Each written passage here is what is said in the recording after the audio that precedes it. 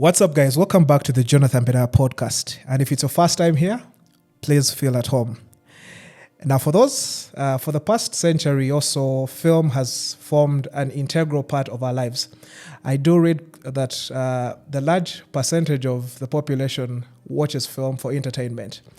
But I feel like it's not only entertainment that we watch film for. I feel like film helps us to feel things that we wouldn't be able to feel in the natural world. And when I talk about feeling things that we are not able to feel in the natural world, I'm pulled towards an area that I'm very passionate about, and that's the world of natural history films, or call them wildlife films, conservation films, and the like. And when I talk about that, I'm really moved towards appreciating people that head out to the bush to capture all these amazing images, to film those animals in their natural habitat, to get the behaviors, the emotions of the wilderness areas. I think those people who spend hours, days, weeks, months, years in the bush really deserve lots and lots of credit. And it's an area that I'm also involved in. It's an area where my bread is buttered, and I guess that's why a lot of the conversations we have on the show we've had in the show in the recent past have been around photography, wildlife films, and the like.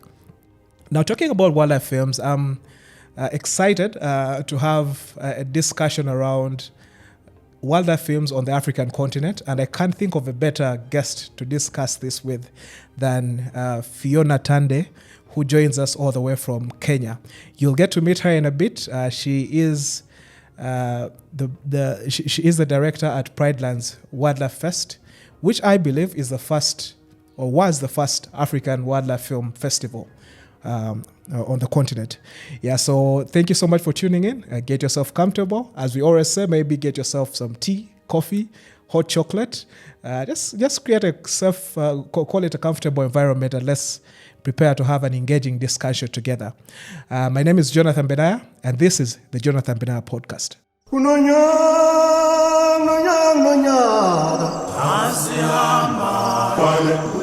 What's up, my beautiful people? Welcome to the Jonathan Benaiah podcast, a show that is wild, very wild. We are proudly Uganda's #1 conservation and tourism show, but we also benefit from a listenership from all across the African continent and the world at large. We try to put out a new episode every Sunday with discussions ranging around how to make the natural world a better place, creating awesome images, telling stories with words, wildlife films and photography, with occasional musings on sound and tech.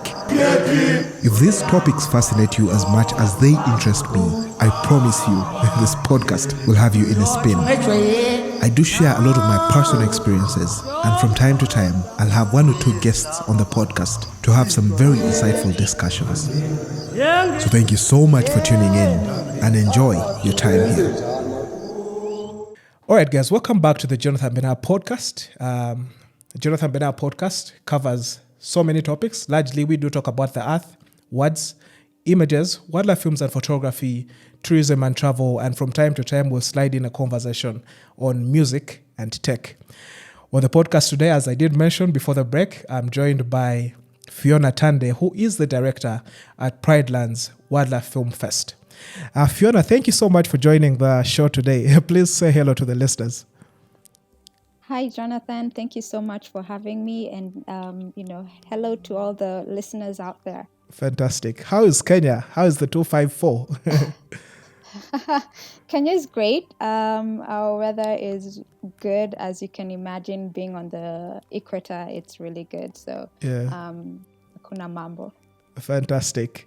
Now, let me just get a little bit about where your journey begins, how you end up in conservation and then into the world of wildlife filmmaking. Because I did read that you started out in conservation.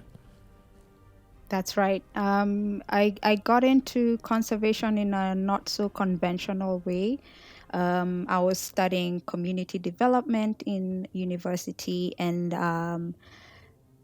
I just felt like this pull. I've always loved wildlife. I mean, the Maasai blood in me just is drawn to wildlife naturally and animals. And getting into community development was really my second way of just honestly doing something in uni, because I wasn't about to do veterinary studies, which was really the only study that was presented to me if I wanted to get into anything that had to do with animals. Because at the time, people were not educated on these other aspects of wildlife, of engaging wildlife other than as a vet. Yeah. And so getting into that, I still was really torn by interacting with humans rather than people. So I started volunteering with conservation organizations. And that's one thing I love about Kenya, is that we are so ahead in terms of conserving our wildlife. I mean, I know it's the same across Africa, but Kenya is really at the cusp of just accelerating when it comes to conservation. So Yeah. I was able to penetrate that industry. But for me, there was a film, The Last Lions by the Juberas, that actually catapulted me into that industry. It's by watching that film and seeing the plight of our lions that I was like, I really need to act now. I don't have time to weigh whether or not I can come into this industry. So I started volunteering. Yeah. And then by the time I graduated from university, I was absorbed in the conservation world, and just got a job and started literally winging it. So basically, no background in conservation, no science, no biology, but just that passion and drive. People recognized it and took me into their organization. So I started working with different conservation organizations, from whether it's lions to cheetahs Yeah. to I went as far as working with sea turtles. Like, there was nowhere I wasn't penetrating. And then came an opportunity in 2018 to attend a course. Now, I always I never really thought of film as an industry that I could get into, as much as it had literally converted me into a conservationist. It wasn't something I had any idea, or even like somewhat any semblance of Yeah. a thought that this is a place I can be. But someone just mentioned, hey, maybe they mentioned that they'd want to get into wildlife filmmaking. And I'm like, and then it's like a bulb went on in Yeah. my head. And I'm like, actually, that is a career that we could explore. And so she didn't end up doing it, but I literally ran with it. Yeah. And most of the courses were presented in the UK. I had no interest in going into a 4-year program. So when I came across this month course in South Africa, and then on the continent, I was like, this is brilliant. This is perfect. And so I enrolled, I went down to South Africa, I did that. And the course allowed us to, see whether it's camera work, whether it's pitching, whether it's production. We Yeah. were able to be given the basic skills in all of them. And then when I came back to Kenya, I hit the ground running. I didn't go back into conservation again, because I also had my reservations about the industry, because it was very political and Some everywhere. bureaucratic. Yeah, Yeah. exactly. It was so bureaucratic. Like, the help wasn't getting to the animals as it's usually told in the reports, and I didn't feel, I wasn't comfortable with being part of something like that. So I figured, hey, film, maybe, just telling the stories is enough. Yeah. There's no politics in that or anything. And so, yeah, in 2019, I got the chance to join another course that was being done in Kenya. And then from that, the director wrote a recommendation letter that enabled me to attend Jackson Wild out in Nice. Wyoming, the US.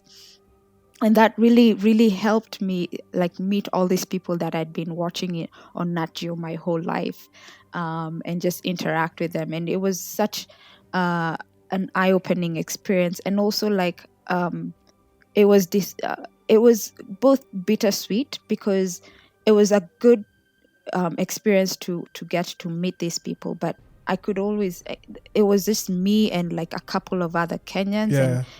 Africans, it was just there wasn't a lot of representation, and it made me feel like I wish a lot of us could be here, but Yeah. not everyone could be sponsored, not everyone could get the scholarship. So when I came back, the world shut down in 2020 because of the pandemic. And so I organized a little, like a film lab out in Mara, and I called all these people that I knew were into wildlife filmmaking, and we just went out there and filmed because we had the access. Yeah. We were sponsored by a hotel out there to stay, and it was just such an magical experience seeing how people were how people's passions were reignited Yeah. because of being given that opportunity. And that's how I knew that. And then from those films I tried to submit them into festivals. They weren't received as well as I wanted. And so I went back to the drawing board, and I was like, you know what, we need something on this continent that celebrates our stories, Yeah. that celebrates our voices, where the way we tell our stories is received well. And so that's how Pridelands Wildlife Film Fest was born back in 2021. And I've been, hard at work just creating this home for our African storytellers, and not Yeah. only them, but also the global South, so that our voices find a home where they can just be celebrated and accommodated and received. Yeah. And yeah, it's been a journey. That's basically my journey in a nutshell. Wow, it's a very interesting and also very inspiring story, especially I guess anyone that's tuned in, anyone that's I guess shares sentiments like myself around African stories told by indigenous Africans. I think yours is a very interesting story, Thank you. but just listening to the story and also the origins of Pridelands, I'm tickled towards asking a question around why aren't we seeing a lot of African filmmakers in these large film productions or part of these crews that come to the continent to create all these incredible nature documentaries on BBC Earth, Nat Geo. Of course, I believe a lot has changed in the recent years with folks like yourself, but I feel like we could use a bit more of our own people telling our own stories. So I'd like to know what is holding us back in, if I could call it, penetrating into that space. Well, you have to remember that, first of all, like I said, when I was watching this series and films on the Nat Geos and the BBCs, Yeah. none of these people looked like me, so already that was, I was detached from that practice, as it was presented to me as this is a space for a few. It's an exclusive space. Yeah. And even from my own attempt at getting in on those productions after I went for my training in South Africa, I found it really hard. Like they didn't have room or budgets for local filmmakers, Yeah. which was absurd for me, because it was like, if anything, it saves you money to employ local crew. So I think, and this is also a topic that we will delve into in the festival. It's just how these films have been presented to us. Yeah. We've been disenfranchised for so long, and so people on the African continent have been looking at the more conventional careers, whether it's being a doctor or a lawyer. Yeah. That's the industry that they feel they fit in. For wildlife, it's been so exclusive for so long. It's just now that people are like, okay, this is something I can actually I be could in. explore a career. But Yeah. exactly. But this wasn't the case in like the past 5 years. If anything, the pandemic has accelerated this notion of local crews. Without it, it would be still the same game being played, where crews come in and extract from Africa and go and tell their audiences. Because not only are we not involved as local crew, we're not involved as the Yeah. audience. So for me, it's just, I think Africa has just been so rich, but all we've been experiencing is just exploitation and extraction. And I'm encouraged by the movement that I'm seeing now. Like, there's definitely, it's so different from when I was getting in. Like, I literally was like among like the only three people I knew that Whoa. wanted to get into the industry. Yeah. And this is just 5 years ago. It's not like ancient times, Yeah. it's not like in the 80s. I wasn't trying to get in the it's just 5 years ago. And so there's been an explosion since, but still you find that how we're being absorbed is still in the minority jobs, whereby we're being given little roles or trainings. Like, it's constantly perpetuating perpetuating this idea that we're still not good enough, which is, it's such a crazy notion, Yeah. because we have the access to these stories. So for me, what I would say to your question is, I think that's the reason why you're not seeing a lot of people yet.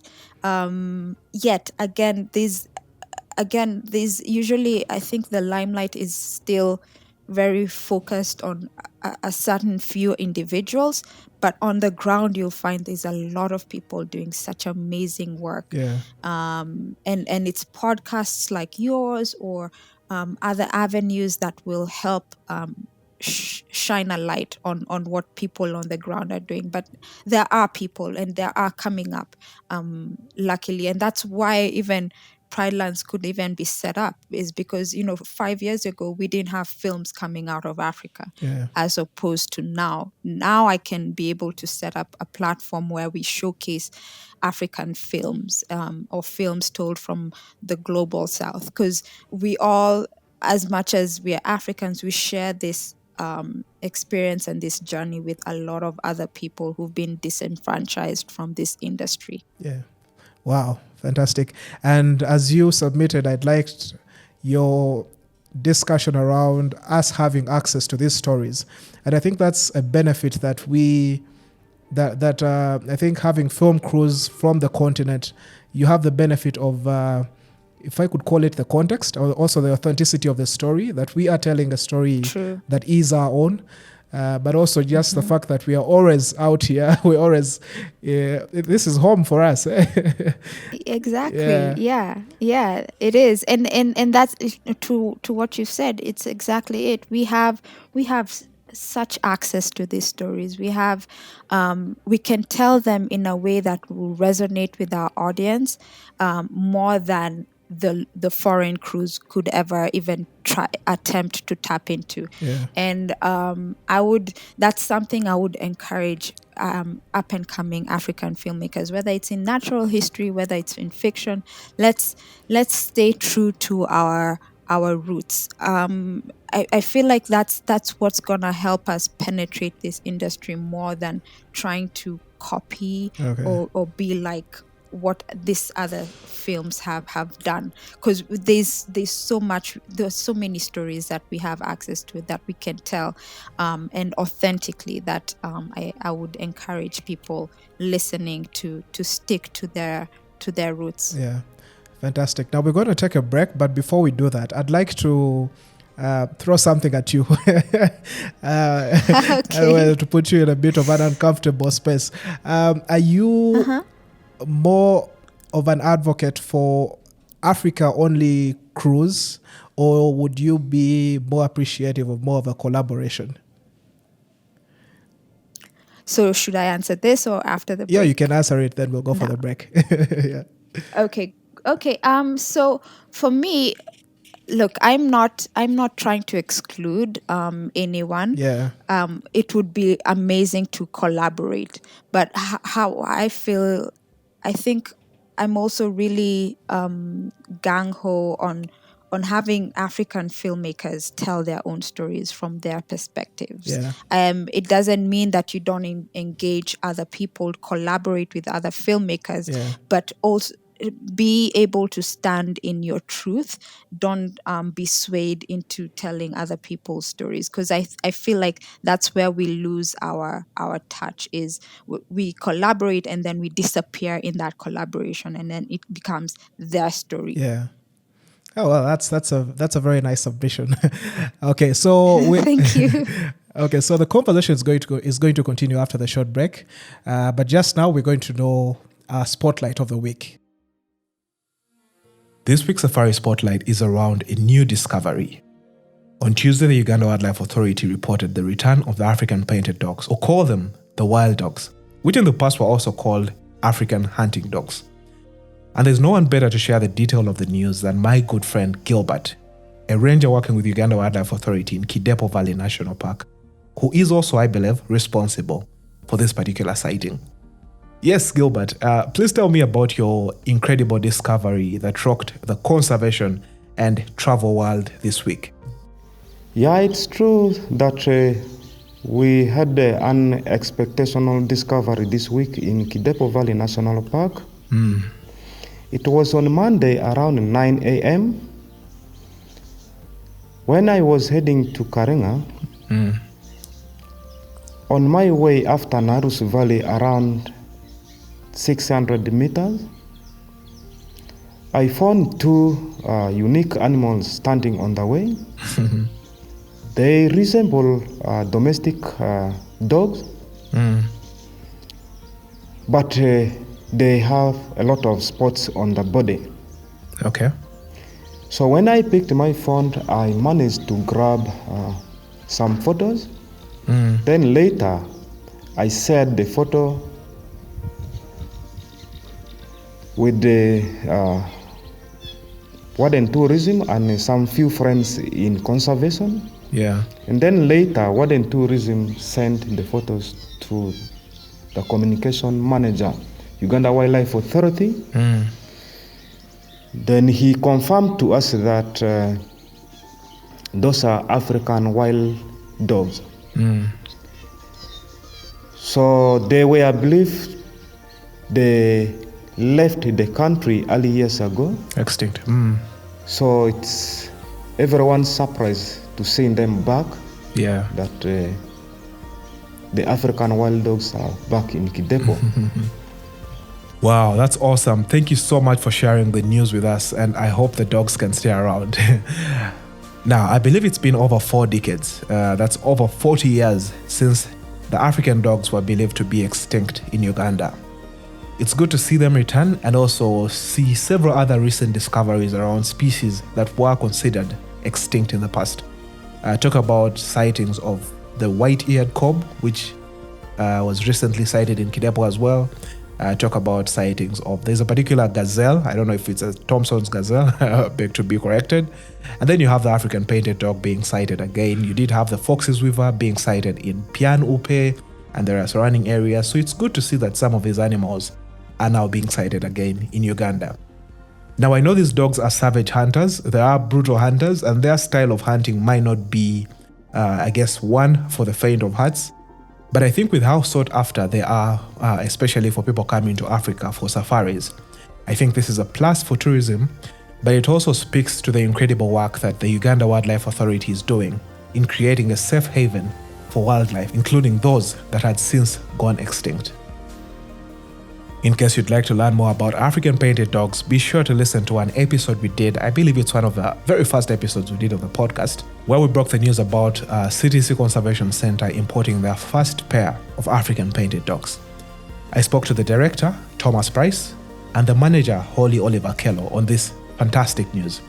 Now, CTC Conservation Center is the only place in Uganda to see wild dogs, but I must state that this is a captive breeding facility, it's not the wild. But I guess that's going to change very soon, especially with the recent sighting in Kidepo Valley National Park.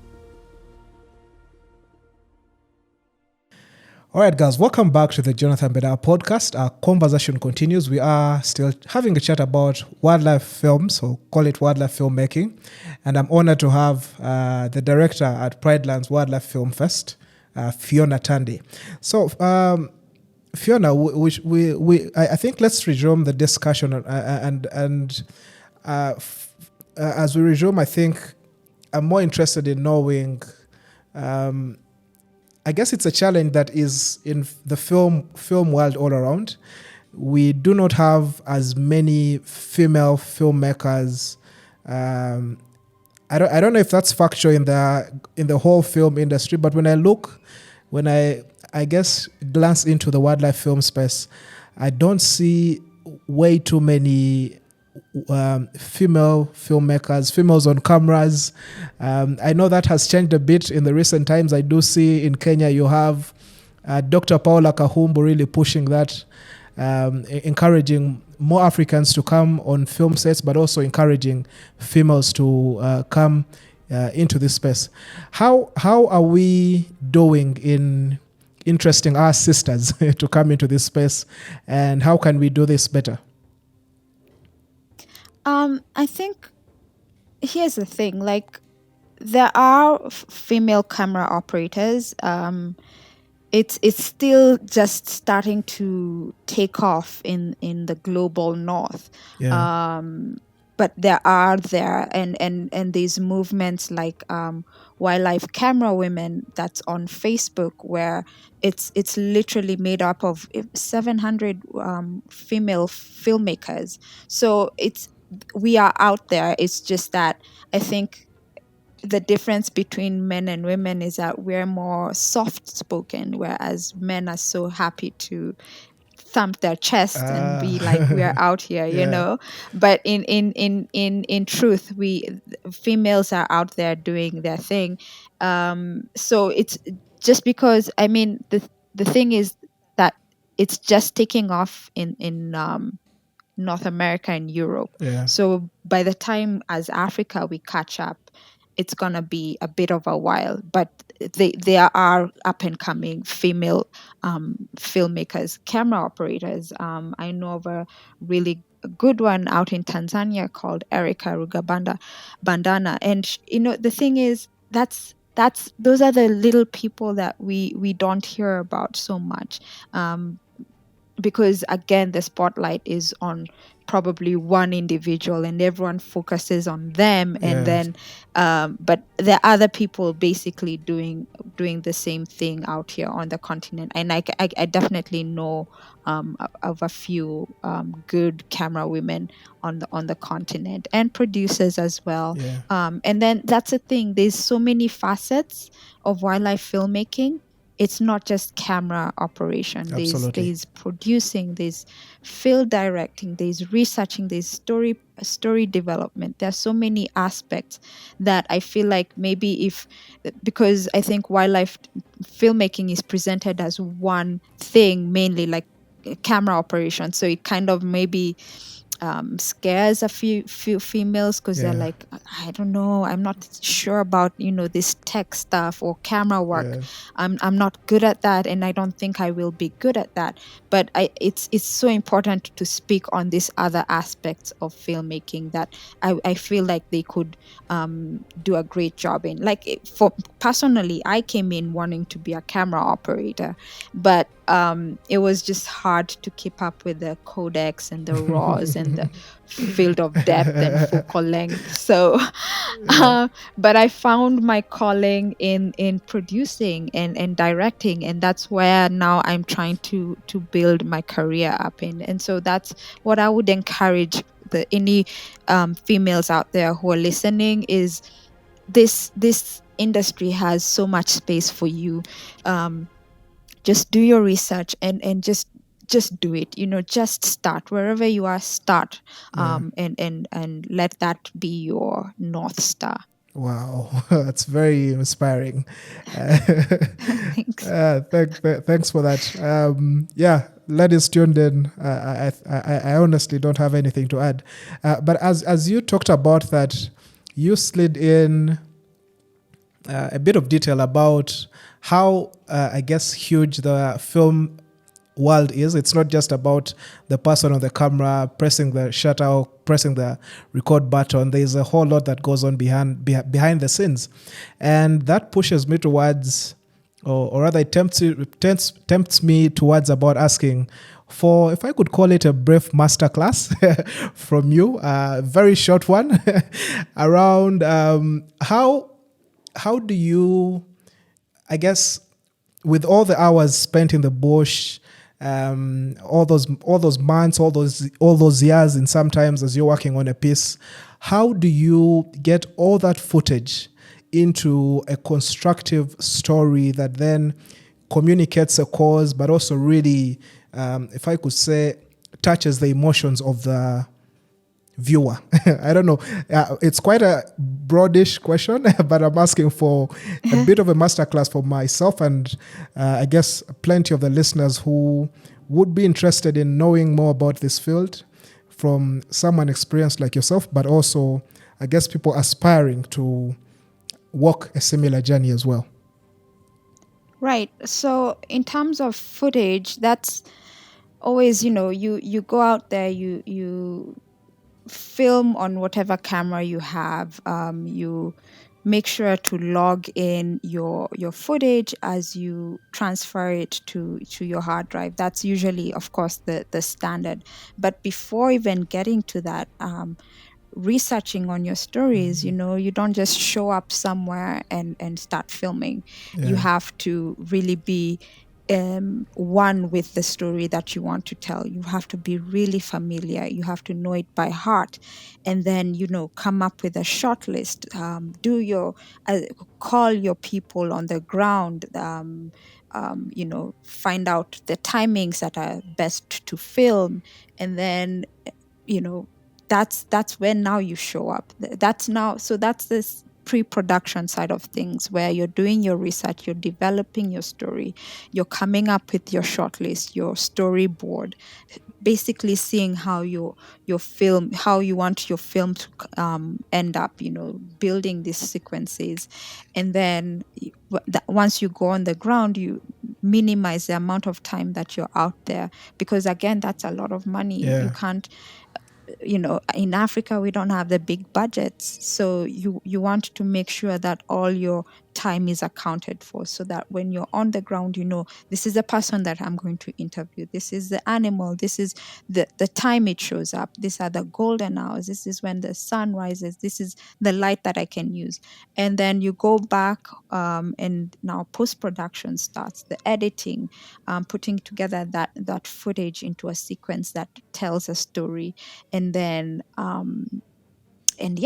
that's how you basically come up with your film, is just pre-production, production, and then post-production. Wow, fantastic. And I really liked that you really put an emphasis on the pre-production phase. I think that's something that's really overlooked by many people who are really excited about picking up a camera and getting ready. From experience, I know when I was starting out, when I was creating some of my smaller pieces, I know I used to just go out and shoot, and when I would come back, it used to give me a lot of headache to make sense of the footage. Exactly. Yeah. It's so good. It's just all about planning, really. That's the whole gist of it, is good planning. So when you're going out there, you know that these are the shots that I need to make this story come to life, rather than showing up and then shooting everything and having this a huge amount of footage that you have to cram into a story. It's just, it all boils down to good planning. Good planning, yes. Okay, so Fiona, we're going to have a listener's question. Usually our listener's question comes from people who tune into the show. And so basically what I'll do, I'll send out a call. People send in questions for a variety of subjects. And then I'll choose and see what fits which episode. So this particular week, we have a question from a gentleman called Noah. He's tuning in from Canada. He's a Ugandan living in Canada. And my colleague Ashley will read it out. Our listener's question for the day comes in from Noah, and he says, How important is it to have strong conservation knowledge in order to have a successful wildlife filmmaking career? I know the majority of filmmakers today are in it for the money. But how critical is that knowledge and passion for the bush?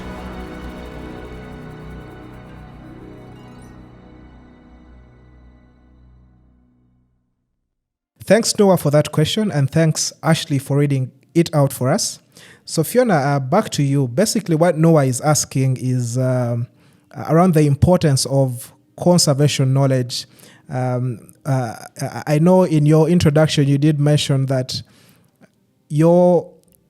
I guess you starting out with this passion for the wild, your interest in knowing these animals, your love for conservation, I guess it's having an impact on how successful the kind of stories you're doing are running. So basically what Noah was asking is how important is that conservation knowledge in running a career like yours in this wildlife film space? It's very important, I think, because as a filmmaker, you also have to remember that you're working with wildlife. You're not working with like talent that's models and talents, trained on how to turn on cue or run on cue or whatever.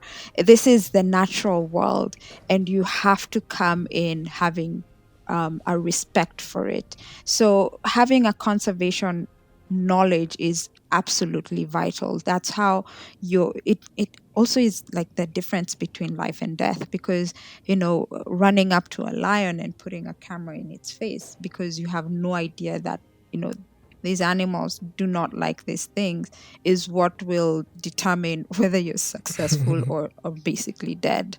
So it's knowing your animal, the species that you're going to film, getting all the information you can get beforehand, so that it can make it easier for you to integrate into their world without interfering in any sort of way. So I would say absolutely, that's a really good question, Noah, because it's true. People just get into it thinking it's a glamorous industry. It's one with money. I can tell you one thing for sure. It's not one. Do not be deceived in any way, shape, or form. This industry is pure passion, drive, and love for this natural history and wildlife. So, getting into it with that basis will completely like throw you off. Like, this is an industry that you have to have a respect for your animals, for the wild spaces, and for their home, their habitat, and remember that you're a guest there, and act accordingly. Even with your filming, being able to know that this is the lens I will take because I can't be within this amount of space with that animal. I also don't want to get in or interfere with maybe a chase, or so I will keep my distance and use this type of lens so that I get the action, but from a respectful distance. Those are the kind of things you'd have to put into consideration as you're going out to film, and you can't do that without conservation knowledge. Wow, fantastic. Well, Noah, I hope your question is answered, and I really like how Fiona really wrapped it up in, if I could call it, responsible filmmaking. Just respect the destinations, respect the wild places, respect the elements, and that usually rewards you. When you budge onto a lion, it will probably run away, and you might not have enough time to shoot it. Exactly. And patience. I would also say a lot of patience, because again, like we said, these are not humans that you're telling, run on this mark, or do this when I need you to do it. You have to be willing to sit and wait for a hunt, and then again observe it respectfully rather than trying to, you see a lot of these stories in the Mara where vehicles are constantly interfering with the migration, and that's because people are just the probably the drivers, they're not well trained in respecting or conservation knowledge. So you find that all they are doing is responding to their clients who want that action shot, which is not, it's really not ideal in wildlife filmmaking, especially. All right, that's interesting, Fiona. And as we end towards the end of the episode, I think I usually like to save the in Uganda. I don't know what's the case in Kenya. When you're eating the meal, you usually want to save the meat at the end. Right. You want to save the good stuff at the end. Yeah. So very true. It's Fiona, very similar here. Oh, it's the same. Fantastic. So Fiona, you have the Pridelands Wildlife Film Festival happening. What edition is it? Is it the 3rd edition? This is the second edition. Okay. We had the first launch last year, so this will be the second edition, yes. Okay, fantastic. Do you mind just telling us a bit more about it? When is it going to take place? Where is it going to take place? Who is it for? I absolutely do not mind. Yeah, absolutely. First of all, we had a call for submissions where people were submitting their films.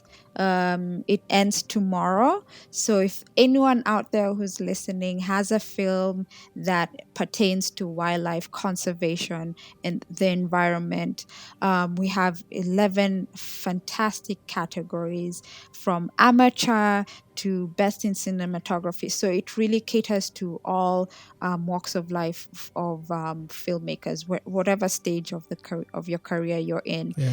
Feel free to hop onto our website and you'll get all those details of how to submit your film. The festival this year is taking place in coastal Kenya.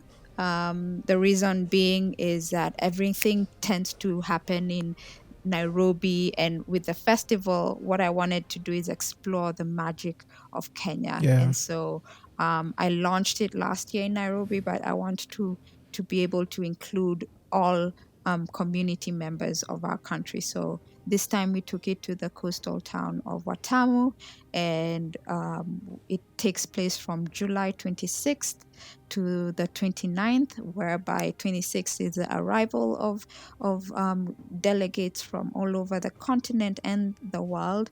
And then we kick off the panel discussions from the 27th. And then we close with the celebration of the films that have been submitted and awarding the prizes, which are really exciting this time. So I would encourage anyone out there who's still on the fence about submitting a film to do it. You never know. Plus, with the judges that we have, we even have we have amazing Kenyan directors who've had their films featured at the Academy Awards, and we also have a judge that is is also a member of the Academy Awards. So again, the whole idea for bringing these judges together is so that they can see the work that's on this continent and be able to see that we have things to offer. As much as it's not exclusive, the film entries is not exclusive to Africa, but we do have, we are open to the stories that are being told by Africans, and we have a special category called Best African Film that is specifically for Africans. So do submit your work if you have any. But yeah, basically the festival takes place in Watamu, July 26th to the 29th. We have our festival passes on sale, and you could always find that on our all those details on our social media handles. Try our IG. It's going to be on the link in the bios. PWFF Fest is our IG handle and Twitter handle. So, find us there. Come out. We will be providing transport from Nairobi for those who will be coming from Nairobi, or that's the central place. Transport from Nairobi to Watamu and back to Nairobi. So on the 26th. So if you are looking, if you're probably having a hard time thinking of how you'll get there, we could always provide the transport via bus. Yeah. And then the accommodation place is Temple Point Resort. That's our venue partner, but you're always free to explore other accommodation options that match your budget.